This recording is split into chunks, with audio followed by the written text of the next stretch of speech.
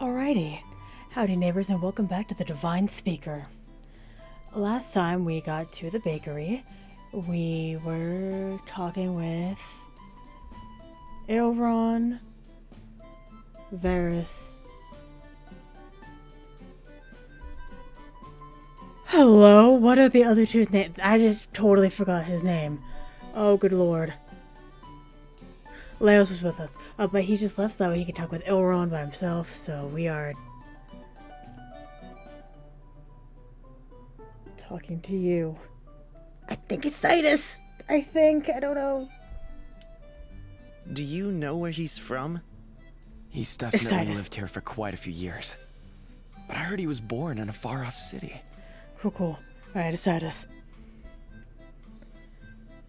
Just what could Leos want with him? If I could ask anything else, the door to the kitchen swung open and both Hone and Zarin is his name! That's the guy I was thinking of. Master! I should ask about Caspian before there's any more interruptions. And then wait for Leos, I guess. Can I ask you more about Caspian? Oh, sorry. I've kept you waiting, haven't I? Where will I be able to find him? It's not far from here. If you go up the steps to the west, then continue down the road a while, you'll find it easily. It's called Eclipse. What a pretty name. He won't talk about the name either. He clams up if you ask about it. My guess is it's dedicated to a lost lover or something. I went over the directions in my head. Be sure to dedicate them to memory. Steps to the west, then follow the road. He's finally so close. I can't believe it. I know you're after something more than his furniture-making skills. I hope he'll be able to tell you what you're looking for. I think he'll be excited to meet you. Huh? He flipped the sign open. The store was once again open for business. Now that the annoying one is gone, would you two like to visit Soren? I have someone to stay here, but it's not like I'll be alone, right? You idiot! I would stay for Zarin and Titus. Don't! Is it really okay? No! I have no problem with it. I'd rather you be able to trust me with him completely. Titus, let's go. Bye, Hone. Thanks again for the bread earlier. Enjoy. Zarin, I put in a little extra for you too. Thank you. Simple nod later and we're out the door. I hate it. Why do we not listen? Why are we dumb? I scanned the white sheet outside of Hone's bakery, but Leos and Elron were nowhere inside. Dejected, I sighed loudly enough to get Titus' attention. Relationship problems? What? Or maybe not. I don't know, you two just seem to have a spark when you're together. Spark? Just what is this ache in my chest when we're apart? The walk to Zarin's study was brisk and quiet, with only a few words passed between the three of us. It's only a short distance away, blended in with the buildings around it, giving no hint to what it contained. No one would have been able to guess that it held a demon. Titus unlocked the door and held it open for us, and we were greeted with the sight of Zarin's research lab. Wow. Come, make yourself at home whilst I light the fire. Let me. Titus scrambled around, filling the empty fireplace with logs and quickly lighting them. The room filled with warmth and the smell of pine. Where's Soren? Just through that door. When you finish checking on him, come make yourself comfortable. I have a mind to chat for a bit. I don't. His chest rose and fell with every breath, as if he were simply sleeping. He was just as we left him. I told myself sigh with relief. Sure, the problem hasn't been solved yet, but he's okay. I could trust these two with the care of him. Now I'm gonna leave. Don't worry, Soren. I'll be waiting here for you when you get back. He really does look safe. I found my way back to the sofa and warmed myself by the fireplace. Content with this, Zarin finally spoke again. Do you think the world abandoned by its gods? Do you think the world has been abandoned? I don't know what to believe in anymore. You can't blame them for being locked up in a place they can't leave. You smiled knowingly, as if a suspicion had been confirmed. You know more than you let on, it seems. Yes, you can't blame them. But what about the others? The others? Like Nox.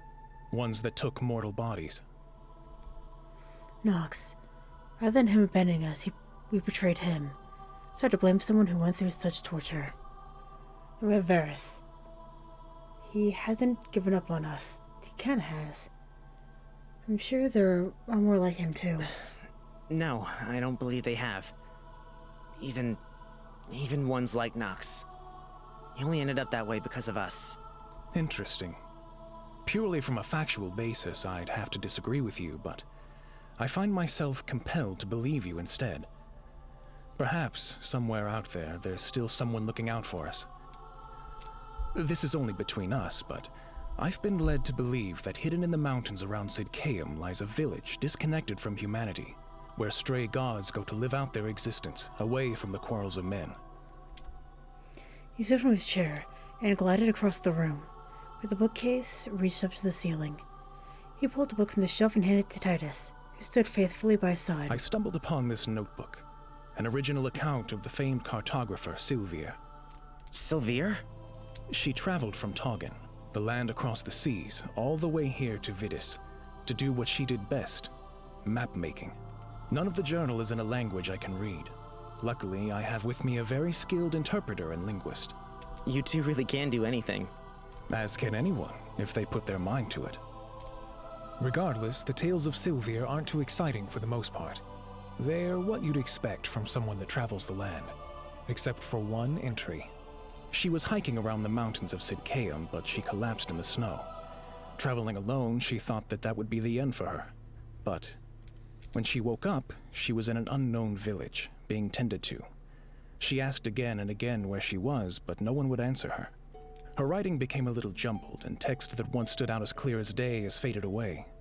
But a single name jumped out. Elliot. Elliot? Elliot the Godslayer? Perhaps, but the times don't seem to match up. Elliot Fearon died in the Aurelian War, fighting against the Speaker and his followers. Sylvia didn't arrive until much after that. Either way, eventually she leaves. Blindfolded, I should note. They made sure she wouldn't be able to find her way back there. Once they set her free, she says that she could feel someone watching her as she descended down the mountain. When she turned back, she could see yellow eyes watching her from the tree line. So, you think this is that village? He nodded, before eventually shrugging. It's a possibility.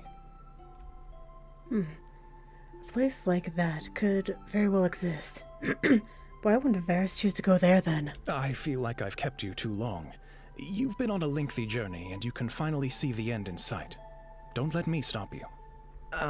I was wondering, is it really safe for you to be researching something like this? What if they find Soren? The king knows what I study and chooses to turn a blind eye. Don't be mistaken, though. There's a difference between following something and having a scientific interest in it. I'm a scientist. My life's goal is to learn, to discover. Something as petty as a few rules won't stop the pursuit of knowledge. Soren will be safe with me. Thank you, Zarin. That puts my mind at ease. Take care of Soren for me. He smiled, and Titus showed us to the door. A goodbye later, we were back on the streets of Sidcaeum. Oi! Hi. The red-haired man grabbed hold of the other's wrist tight, pulling him to a stop. Elrond's eyes, which had sharpened into a glare, relaxed when he saw who grabbed him. You know, it's not polite to grab onto people like that. If you were anyone else, you might have gotten a knife to the gut. I want to talk. Okay, no need to be so desperate. Oh, I'm not interested in a date, though, alright? Good, neither am I. I wanted a chance to speak alone with Rain. I should go back to find him. I'll see you soon, Ilron. Wait! You can't survive without him for 5 minutes? The irony of that coming from you hurts. Leo's grip refused to loosen, and the two stared down each other as if it were a standoff, before Elrond grinned again at him. So, are you going to talk, or were you just planning to stand there and glare at me all day? Tell me what you're planning. I won't let you hurt Rain. I'm not really much of a planner anyway.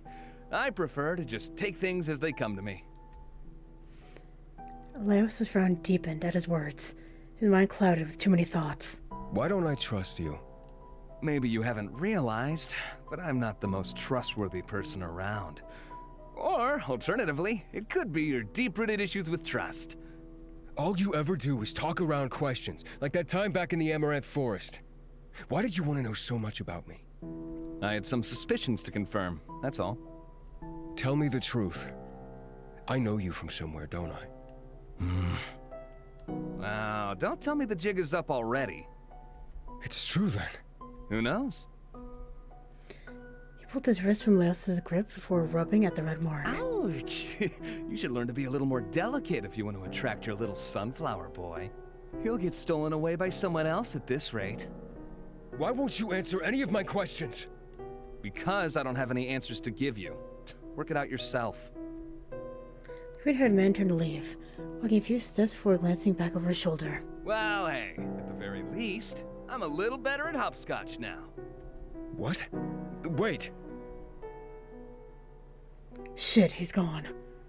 Couldn't be right. He's dead. He died all those years ago. I'm sure of it. And yet when I look at him, my mind wavers. Elrond, is it you?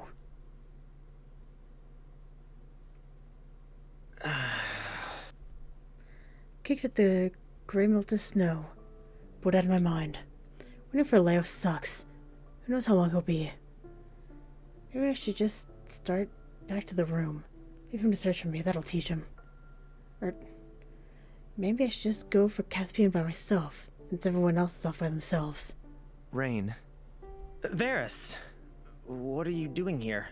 I came to chat for a while, since Elrond is busy with Leos. So we found him after all, huh? You sound down. Is something wrong? Well, no. I guess nothing in particular is wrong. But something is weighing on your mind. Why don't we talk for a while? Really? Would that be okay? Anytime. I like to believe I'm a pretty good listener. Well, I'm just upset that Leos doesn't ever depend on me. It's like he doesn't trust me to get close to him. It's obvious he wouldn't, though. I'm just a useless nobody. Harry shook his head calmly, laying his hand on my shoulder. Everything has its use, Rain. You might just not be able to see it yourself. I guess so. I'm sure Leos trusts you. I really am. It's more like he's too stuck in his own head to even think of depending on someone else. As if he's not used to leaning on someone else for support even being an option. You think so? I do. He definitely cares for you. Why else would he be so protective? Maybe it's because we were brought up so differently. But I was always taught to rely on those around me. Perhaps he was taught the opposite. That relying on someone else is a sign of weakness. Now that you mention it, I know nothing about his childhood. Hell, I don't even know about his life before I met him. I really don't know him at all. I doubt growing up as an assassin was very positive at all. Knowing from a young age that you have to kill those around you would be painful, I'd imagine. If we were just a little closer in age, we might have met earlier. I wonder if we would have been friends. Why don't you try to get to know him better? I don't know how. I'm scared he'll just push me away. Start with the small things. His favorite food, his most fond memory, anything. I thought I told you to wait at the bakery. Ah! I jumped, rolled around to see Leos. As if he appeared out of thin air, he jogged toward us, flustered. Must have been running around searching for me after all. Zarin wanted to show me Soren. Oh? How's he looking? You'd know if you come with me. Fine. Healthy, but still asleep. He's less dangerous that way. They'll find a way to help him. I see how it is now. How what is? It's no matter. I think it's about time I took my leave.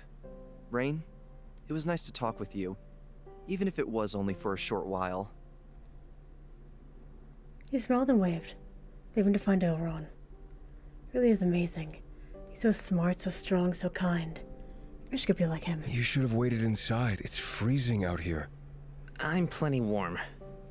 So, what did you talk to Ilrun about? That was nothing. Don't worry about it. Seriously, I just wanted to ask him a question. It wasn't a big deal. Why don't we go and find the others and start looking for your lost prince? I felt my face tense up at his words, an inexplicable feeling pressing down on my chest, heavy and unmoving. Why? Why don't I want to go find him when that's exactly why I'm here? Just what are these feelings? I want to stay with Leos and talk about all the things we'd never been able to talk about before. I want to stay up into the middle of the night, when only the moon was there to light up the room and learn everything about him. Everything he's too scared to talk about, and everything he wouldn't ever dare to say to anyone else. What's wrong with me? Hello, Rain? Am I sick? Is that what this is? I don't feel particularly sick. Hello? Is anyone home? I jumped back from the voice. I was leaned forward and peered into my face with a confused expression before our eyes met. My face became heated and Leos' eyes went wide, where he pulled away and rubbed the back of his neck. Sorry. Actually, can we talk for a while? Talk? I nodded in response to his question, filled with self-doubt. He wouldn't want to talk with me, would he? We seriously don't have time to... There it is. He really doesn't want to talk to someone like me. Okay, alright, fine. We can talk, if it makes you happy. Can we go back to my room? With a nod, he led me through the streets toward the Silver Willows. At times he'd glance at me out of the corner of his eyes, but would quickly look away before I noticed. As we rounded the last corner, two familiar faces came into sight. Whoa! There they are! Where have you guys been? Oh, you know, nowhere in particular. My good friend Fawn looked like he needed a pick-me-up, that's all. They won't tell me anything either. Then Leos grabbed onto my wrist, winding his long, slender fingers around me before pulling me along behind him and away from the others. Whoa! What are you doing? You said you wanted to talk to me, not them. Okay! My, hasn't he become forward? Leaving the others behind without a word, we entered the Silver Willows. Won't they think that was rude? If they hadn't realized I was rude until now, then that's their problem. Valid. The door closed behind us with a soft thud. We were met with silence. Where do I even start? What did Vera say again? My boots clacked against the cold stone floor as I walked through the room and sat on the bed. My hands fell into my lap, unsure of what I should be saying. Outside, the sun had already set over Sidcam. Spent the whole day with everyone but the person I wanted to be with. Now's my chance. Who knows when I'll get another. Leos, what's your favorite food? Wait, what? God, I hope you're not serious. You didn't actually delay our search for a question like that, did you? You are serious? Great. I feel like I don't know anything about you at all. It makes me feel... weird. Weird? I don't know. I don't understand either. It's better you don't know anything about me. When I'm gone, it'll be safer for you. When I'm gone, he says. I don't care what's safer for me. I just want to feel like I'm your equal. You know nearly everything about me, yet you still keep me at arm's length. Why can't I know things about you too? I'm not good at talking about myself. I'm patient. And a good listener, I promise. I like macarons. Oh, that's a sweet, like a sandwich cookie. Except supposedly much better. What? What part is confusing you? Something sweet. I'm surprised. Why? Am I not allowed to like sweet things? I just wasn't expecting it, that's all. I've never tried them. But I remember seeing them in the bakery windows at home. Why? You know what? I don't care anymore.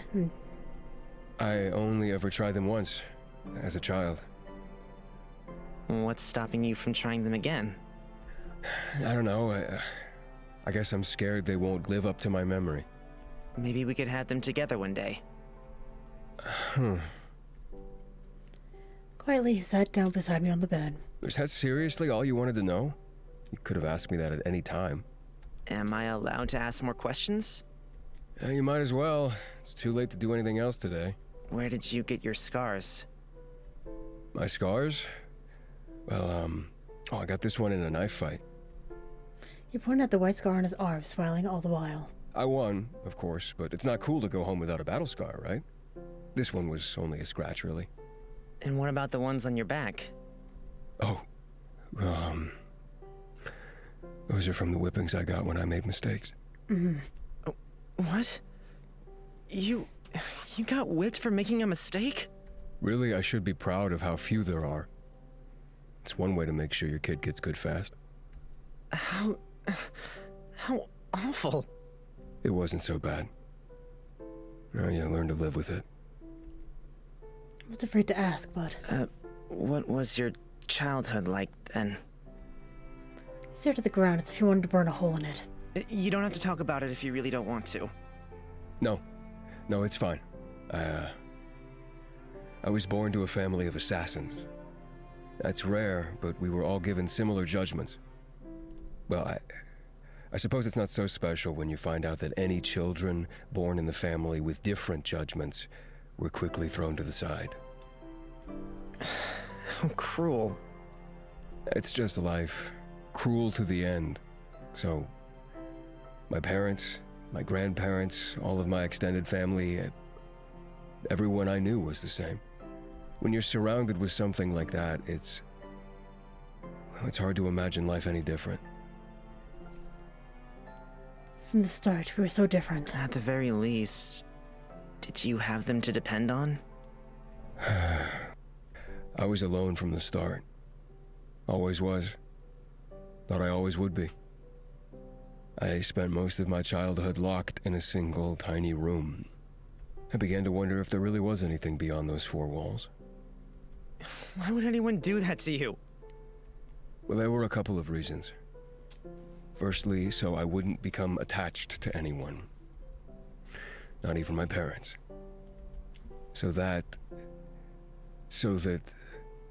even if someone came to me with a contract to kill my own family, I would be able to do it with no remorse.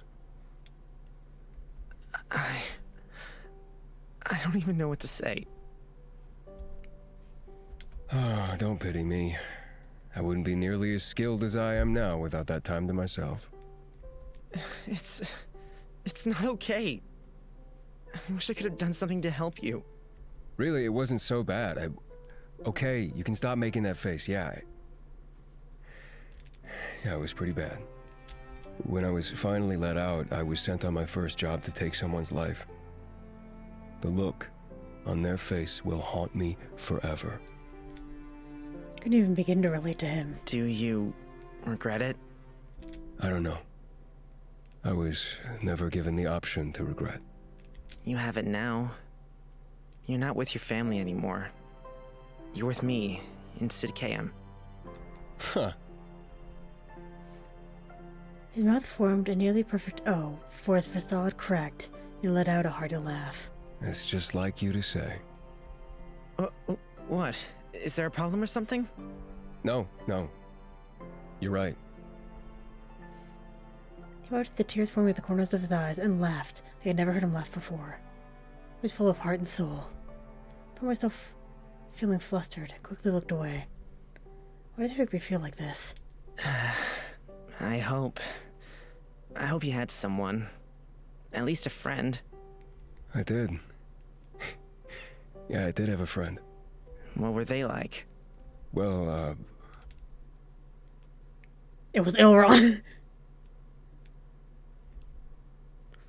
The sound of the whip sliced through the air, a blade barely missing its target. The feel of the cool metal against his skin. In the dark, empty room where he spent most of his life. Silent, yes, but I almost felt as if it were alive. its own being trapped him in here forever. The redhead opened his eyes and looked around the room. He thought for a while. He wondered when he'd next eat, when he'd next see the sun, whether his parents would come to see him soon. He knew the answers to all these questions, yet his heart still yearned for more. Under him, a thin blanket on a wooden floor, his bed. In the summer, it was fine, but in the winter, he thought he'd freeze to death. But that release hadn't yet come to him. On the floor beside him, a knife in a leather handle.